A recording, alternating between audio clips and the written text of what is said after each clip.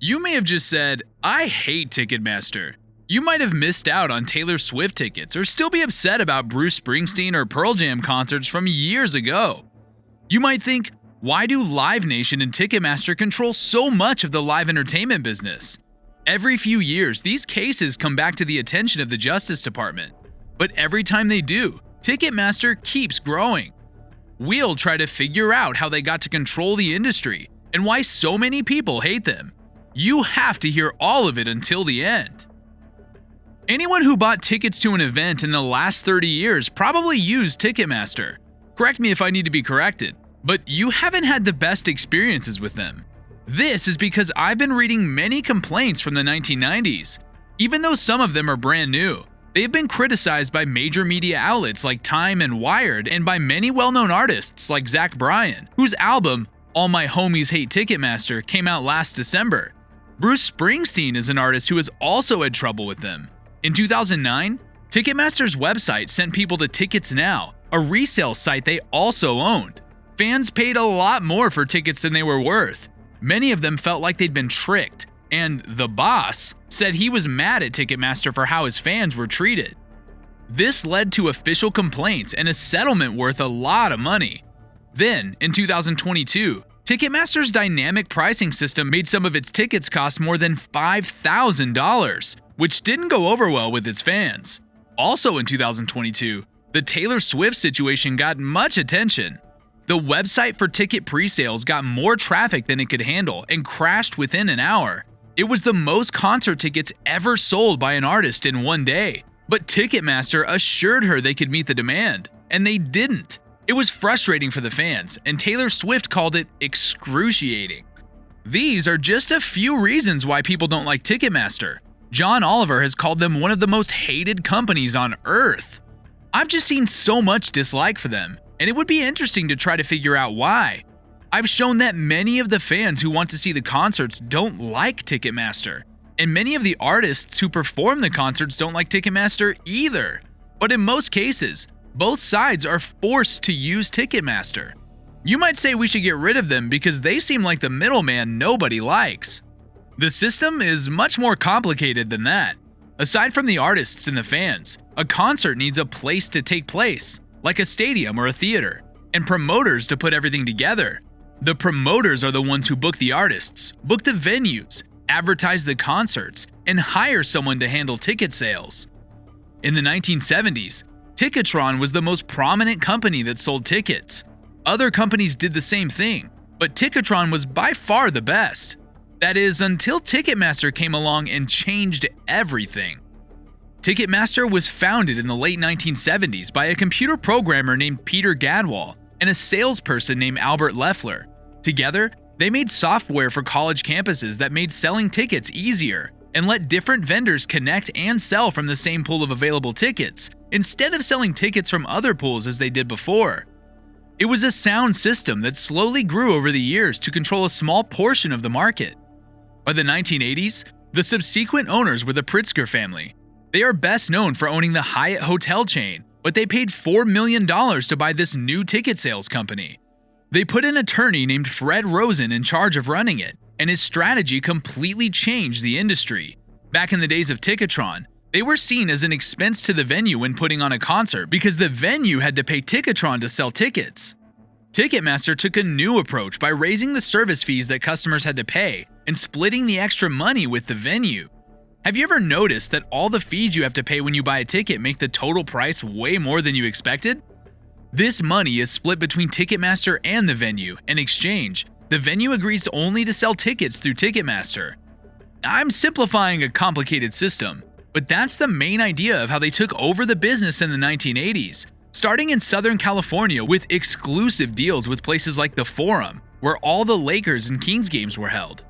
Using this strategy, they signed contracts with dozens of venues and bought up many smaller competitors. By 1991, they had far surpassed Ticketron as the market leader and cemented that position when they bought struggling Ticketron in a deal that seemed more symbolic than anything else. I'm sure there were complaints about Ticketmaster before the 1990s, but that's when the public started to criticize them. They had eliminated their most significant competitor by using a method that cost customers more money and made venues smaller. The band Pearl Jam famously took issue with this in 1994, when they were at the height of their popularity. In short, the band thought the service fees were too high and wanted the tickets cheaper for their fans. Ticketmaster refused to lower their fees to a price the band thought was fair, so Pearl Jam said they would do the tour without using Ticketmaster. This was hard to do because Ticketmaster had exclusive deals with the venues, so they needed help finding a place outside the system to do their tour. The band even testified before a government committee and said that Ticketmaster had a monopoly on ticket sales. But nothing came of it legally in the end. It is well known in our industry that Ticketmaster gives some of the service fees it gets from selling tickets back to the promoters in the venues. The only real effect was that it was a big news story and made people more aware of Ticketmaster's business practices and made some people dislike them early on. Think about that for a second. One of the most popular bands in the world, with many fans who wanted to see them, could only go on tour with Ticketmaster because they had so much control over the venues and promoters. Paul Allen bought Ticketmaster in 1993. He had a lot to do with the internet and computers. You may know him as the co-founder of Microsoft with Bill Gates. He spent an estimated $300 million to buy most of the company, to increase sales by a lot, primarily by using the internet to sell tickets. They did this by launching Ticketmaster.com in 1995, which he owned, and using the internet in many other ways to grow over the next 2 decades. Were you enjoying the Ticketmaster story so far? There is still more, but if you like the information you're hearing today, don't forget to subscribe and like our channel. You won't believe what happens next. In 1997, the Home Shopping Network, whose name kept changing, bought Ticketmaster in 2 separate deals. At the time, there was much buzz about the internet being the next big thing, so Ticketmaster's online operations were combined with those of another company called CitySearch and put on the stock market as Ticketmaster Online CitySearch. Remember that this was when internet company stock prices were way too high, so they could use that high stock price to buy even smaller companies. However, when the dot-com bubble burst, the HSN company bought back the online operations from the public and put them back into a single Ticketmaster company. I know that all of this is unusual and might be hard to understand, so don't worry too much if you didn't follow it exactly. I want to show that between Paul Allen and the dot-com bubble, Ticketmaster took full advantage of the popularity of the internet to grow even more significantly. Back to the list, in 2008, they were spun off into their own company that was back on the stock market. And believe it or not, it was only here that things started to come together that year. Ticketmaster paid more than $100 million to buy Frontline Management Group. Frontline manages many famous music bands including the Eagles, Fleetwood Mac, and Van Halen. Remember that Ticketmaster's primary strategy has been to make exclusive contracts with promoters and venues and split the money they get from customers. So it wouldn't be a surprise to hear that they had been working with Live Nation, the world's largest concert promoter that owned or ran over 120 theaters.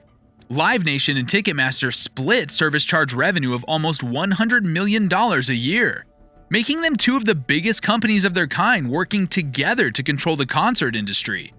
In 2010, Ticketmaster and Live Nation merged to form Live Nation Entertainment, which took a year to be approved by the Justice Department with only minor stipulations.